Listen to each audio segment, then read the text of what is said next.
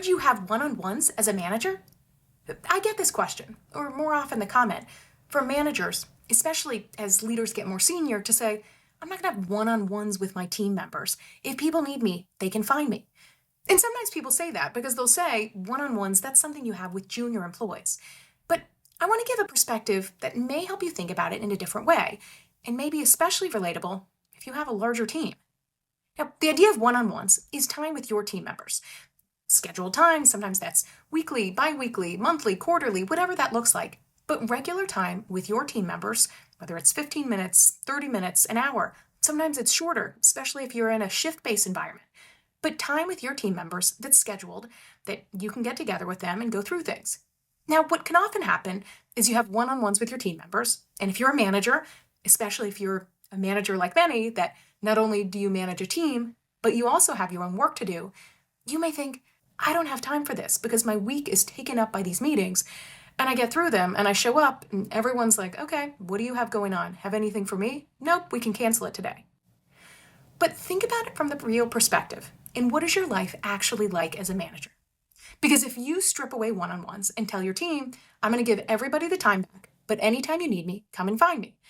Well, what that's likely going to look like is probably at your busiest time, people are going to reach out to you. Depending on what that looks like, they may come in your office, knocking. You may have literally a line outside your door. You may have a chat, people pinging. Hey, can I have a quick question? A few minutes? Your phone may be ringing. And depending on the size of your team, you may find that all sorts of people need you at once. And that can feel stressful for you because you're trying to find time to get your work done, feel like you can never do it because you're constantly reaching out to people, answering them, forgetting to call people back that you really mean to. And so that can be really frustrating for you. But on the flip side, thinking about that for your team, because you've told your team, hey, I'm here for you. And that's really important as a manager. But what's also important, arguably more so, is to realistically be available. Because all sorts of times, and I've heard this from people, including really senior people, that will say, I don't have dedicated one-on-one time. I've gone like months without talking to my senior leader, including sometimes the CEO, because anytime I try to reach them, I'm lucky if I get a call back 10% of the time. And that's just the reality, because when you want to be available, you just often can't, especially when you have competing priorities. And so for your team members, thinking about this idea of one-on-ones, instead of a check the box, show up, okay, what do we have? Think about it as really dedicated time that they know they can count on you for your focused attention. Because it is important to do things like showing up on time, having scheduled time.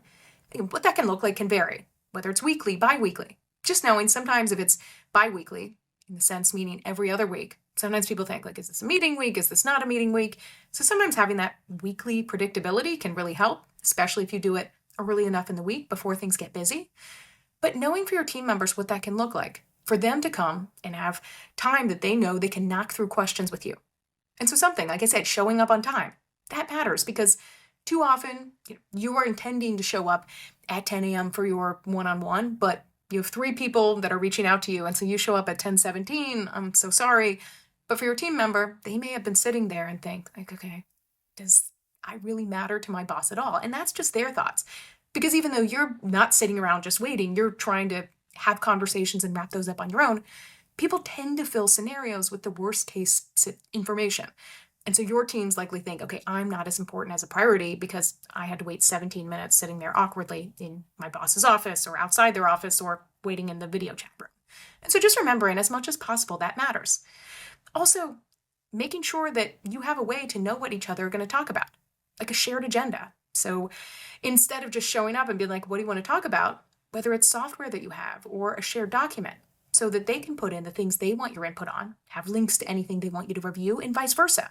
So that when you come together, it is more actionable, not just trying to create an agenda from scratch. But just knowing for your team members what that can look like and how much it matters. Because also, in the world of sometimes, if you're virtual, having a second monitor, you may be glancing at it like this, but knowing if you're looking at your team member like this, they're thinking the whole time, okay, what are they possibly looking at? Or looking at your phone the whole time. Things will happen. But if you're expecting something else, giving a heads up to your team member and remembering, okay, it really is important to have this focused time. Because as a leader, the work that really matters is the work that your team members are going to do. And yes, you'll likely have your own things to do, but when your team members have the information they need to bring ideas, make decisions on their own, and have that, It can make your work a lot easier and help you succeed in the way that you want to. And so reframing it from just a check the box exercise to thinking about how can I have focused one-on-one time with my team members and really make it impactful, it's possible. And so trying this out, if you haven't had it with your team members, you may think, okay, well, how am I going to start this now? Saying, I realize I've told people you can find me when you need me, but I know that may not always be realistic. So let's start putting time in and also make sure that we know what we're going to talk about. So here's a way to have a shared agenda and telling your team members, because I want to make sure that I'm able to focus and give you answers in the moment. Then if you ever have thoughts where you think, okay, well, I have one-on-ones with my team members, when should they reach out to me beforehand?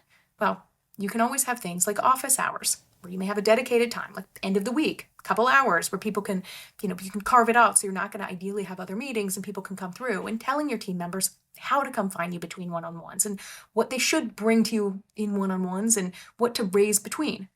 All of that communication can sound, okay, does that seem really basic, especially for senior leaders? It's not, because all of us at work, especially as we work in our careers, you may sometimes have that very basic seeming question of, should I bring this to my boss or not? And that doesn't magically go away, including when you get to more senior levels. And so when you have that communication and carve out that time, you can find out that you're actually able to focus more and give your teams the ability to make decisions on their own. If you like these tips, then in Manager 101, which is our fundamentals of leadership, we talk more about things like one-on-ones and how to make them impactful. And for organizations, we have a whole toolkit. So your managers can come together and talk about how to actually do this and also share ideas about the ways they've been able to maximize one-on-one time. You can check it out at managermethod.com. And for organizations, set up a demo at managermethod.com/HR.